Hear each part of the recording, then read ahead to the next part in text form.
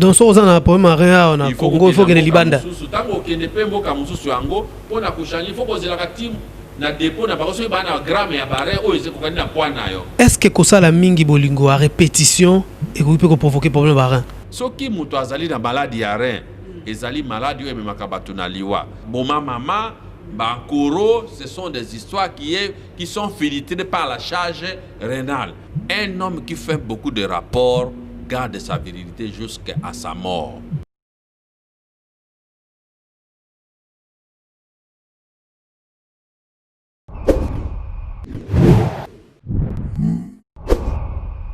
Tokutani les sous na chaîne Nabino YouTube Okapi One TV na émission Veritas o ezali loko la deuxième acte o tozali kosolola na docteur médecin généraliste Wonia Michel lelo tokobeta masolo o etali makambo ya rein d'entrée de jeu mbote na yo médecin toloba ete Wonia Michel tobeta ki masolo ya masturbation kasi lelo masolo ya rein bonio. Merci beaucoup ndeko journaliste. Maladie ya rein ezali maladie ya monene me bato ebele bayebi tango ebandaka ebande soki munganga ayoki yango a traiter ou tokobika. Donc rein ezali organe o ezali na kati ya motu ezali bare mibale ya kote ya mwasi na kote ya loboko ya mobali. Bare wana ezali kopese au moins 180 grammes. Dans les deux reins, chaque rein pèse 180 grammes et ils allaient composer une unité centrale autobengi néphron. Et chaque néphron contient 5 parties. Dans le néphron, on a 4 reins, néphron, ils allaient une unité centrale où ils allaient dans 4 reins, ils allaient invisibles à l'œil ni. Ils allaient côté la macaque dans ma microscope et ma machine au total cabaret. Néphron, ils allaient unité principale et à rein. Alors, dans 4 néphron, ils allaient composer na glomérule, ils allaient tami ou infiltraka makila, et puis ils allaient composer encore les hanches de lin, ils allaient esika ou infiltraka macromolécules, ils allaient composer également des tubes collecteurs et des tubes posturés distales. Ils allaient partir, il y a rein où ils allaient composer. Bon, rein, ils allaient filtrer dans les autres yamutumubimba, ils allaient au moins 7 litres à 8 litres de sang.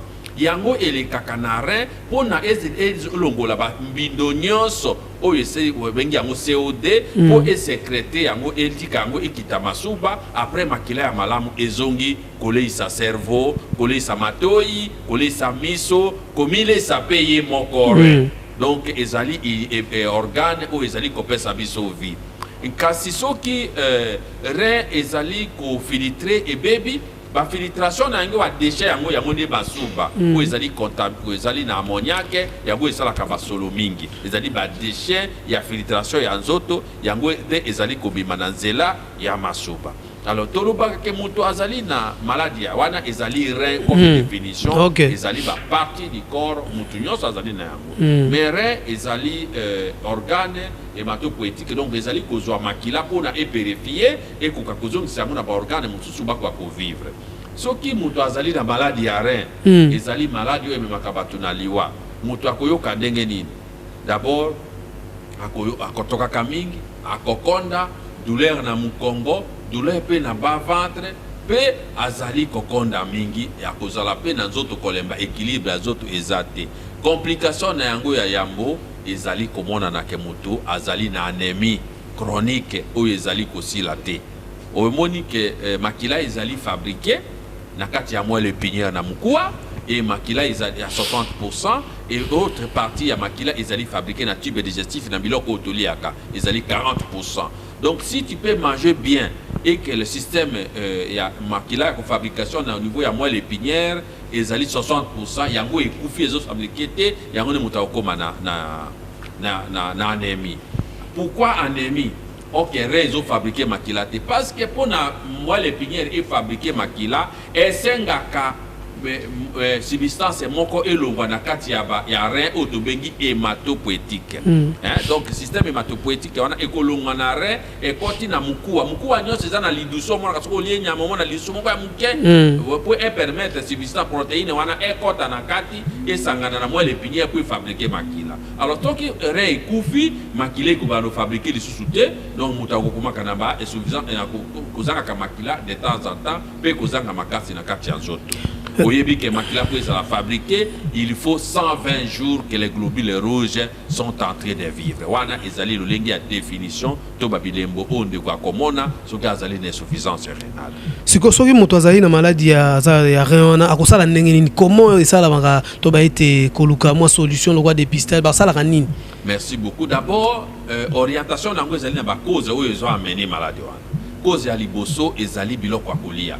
Tozo biloko ya komela na biloko ya kolia. Tango ozali ko intoxiqué d'abord, ozomela ba bidon, oyo bazo soinga pa ba mama na kati ya nzela, o na wezoki oso ba bidon pona insuffisance pona ozonga kimupipilipi na nzoto, peni na yezonga malamu, ou bien obota ba pesio ba bidon ba nini sans dose.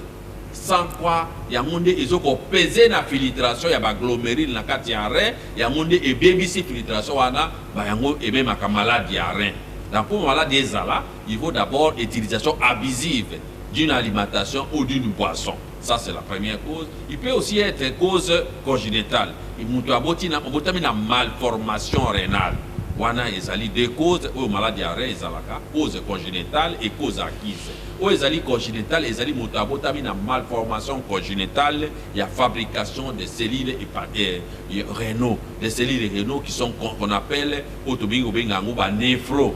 Ba néphro soki ezali mal formé, mutu akozala na maladie.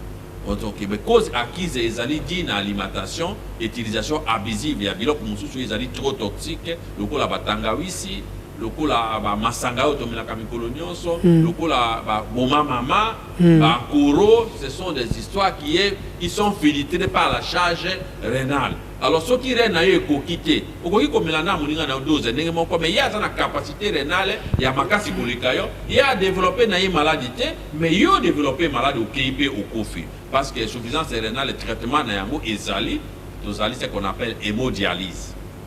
Hémodialyse, c'est-à-dire kozongisaka mutu makila pona ko compenser na makila na yo ezosalema lisusu te. Bango babengi yango hémodialyse. Deuxième traitement ezali dialyse péritonéale, échange ya circulation dans ça ya mai na kati ya système lymphatique. To changer amona mutema to ko changer yango, donc traitement ezali ndenge lolenge mibale ya kozongisa makila na ya hémo péritonien. Donc kosala yango na mai wana o ezali kosenga mapo sala yango babengi yango dialyse. Wana ezali ba des traitements ekosala, mais traitement ya malamu ezali transplantation de rein. Kolongola oye kufi ozo kocha mususu kani na yango. Mais ce traitement yo kosala mana mboka na biso te parce que tozali na dépôt ya ba rein te, tozali pe na ma capacité ya ko déposer yango te. Yango de donc so ozana na problème rein na Congo, il faut que les libanda tango kende pe mboka mususu yango pona ko changer, il faut poser la team na dépôt na bakoso ba na gramme ya bare oyo ezekokani na poids na yo. Soki okani te, il faut poser la team mutu mususu akokufa ba kosala accident oyo ezali na bare ekokani na yo moba ya kotia yo. Donc ezali moi traitement ya moi kokoso yango ne conseil ezali kopesa me pa bandeko que il faut éviter komela babula mela.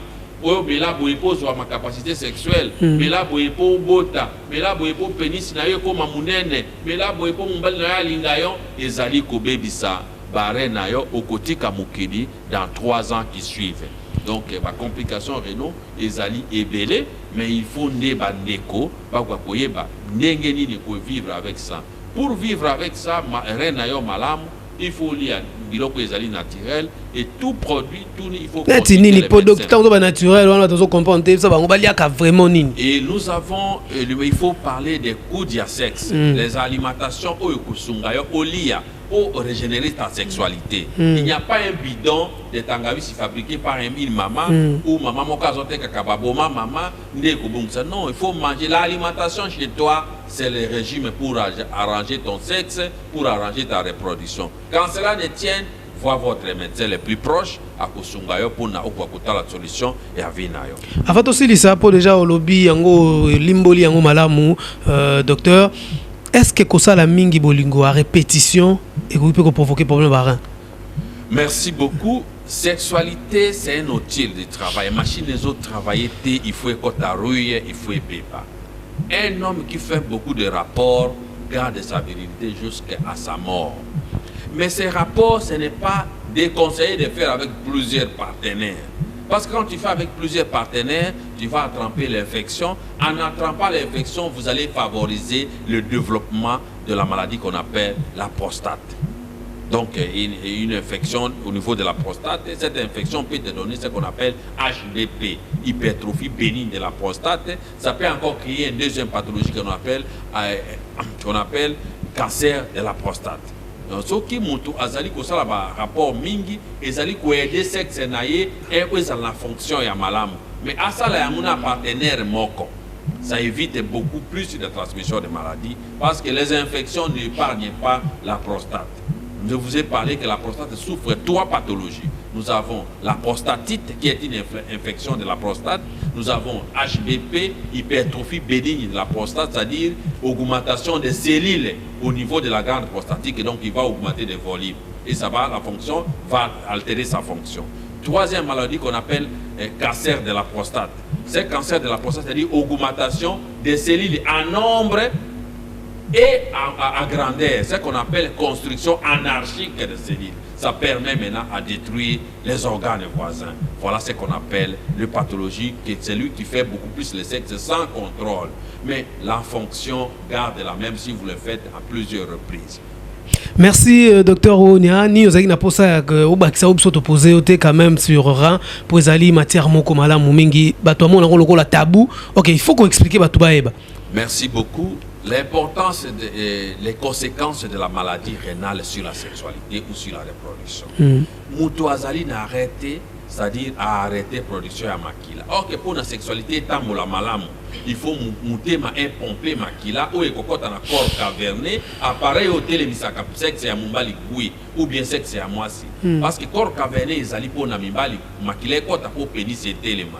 Clitoris ezali pour na mwasi makila ekota pour vager à la rétrécie ou à la contraction musculaire pour épaisser sa jouissance dans le sexe. Alors, tango makila ezosa les machines, il y a insuffisance rénale, c'est-à-dire il y a l'anémie. Pendant qu'il y a l'anémie, il y a la falsification des globules rouges. Pendant qu'il y a la falsification des globules rouges, il y a altération au niveau des vaisseaux. Donc, makila ikoya malamuté na corps caverné, mumbali o azana insuffisance rénale, à cause d'ana érection té, maman azana insuffisance rénale, à cause d'ana posé à sexe té parce que l'utérus n'a pas rempli na makila té. Voilà les complications qui peuvent arriver, c'est l'absence totale de l'érection. Et deuxième complication, l'organe, il y a mumbali, il y a moisi, il faut s'atrophier, ils vont perdre les qualités d'ango. Troisième complication, quelqu'un qui a l'insuffisance rénale, qui est arrivé en stade avancé, ne peut pas concevoir. Parce qu'il n'a pas de sang qui fabrique les spermatozoïdes, il n'a pas le sang pour faire. Parce que pour qu'il y ait mataka isa les mamalamo de spermatozoïdes, il y a l'apport du sang et l'apport des protéines qu'on appelle la chaîne des acides aminés. Lorsqu'il y a production des acides aminés, il y a la quantité du sang recueillie dans le testicule. Là, nous aurons ce qu'on appelle les cellules de l'œil du gueux qui sont responsables au niveau testiculaire, qui fabriquent les spermatozoïdes. Lorsqu'il y a absence ou altération de ces fonctions, il n'y aura pas la formation de l'oligospermie et l'azospermie ou la tétraspermie. Merci docteur. Où vous trouvez votre cabinet où on peut trouver facilement le docteur Onia Michel? Le sexologue du moment, c'est consulte à Kitambo Magasin, sur avenue Kassavou numéro 10. Magasin Kitambo, avenue Kassavou numéro 10, clinique du moment. S'il veut avoir des conseils ou des orientations, il peut appeler sur 081 052 57 08. 081 052 57 08 s'ils sont à Kinshasa. Mais s'ils sont dans d'autres pays comme Brazzaville, ils peuvent me retrouver sur 06 839 01 88 06 839 01 88 ou venir sur 40 rue Mochi à Potopoton. Le sexologue du moment est là pour donner des conseils et les orientations pour que les gens qui sont malades trouvent leur santé saine et surtout la santé meilleure, c'est la santé de la reproduction sexuelle. Merci docteur Michel Wonia. Tozaki na sengo ya koyamba na chaîne de télévision na biso toloba ete Okapi One TV tango ebomi biso mais toyebi ete tokozwa kaka temps ya kobeta masolo ebele docteur aza na matière mais tant déjà ko permettre te. Merci na ono so bazalaki branché na Okapi One TV na chaîne YouTube na bino bokende ko s'abonner botala ba émission politique ba émission ya santé ya musique toloba ba secteur nyonso ya vie o ezali ko intéresser vie na bino pe vie na biso to kutani bongo mikolo mizali koya kaka awa na Okapi One TV.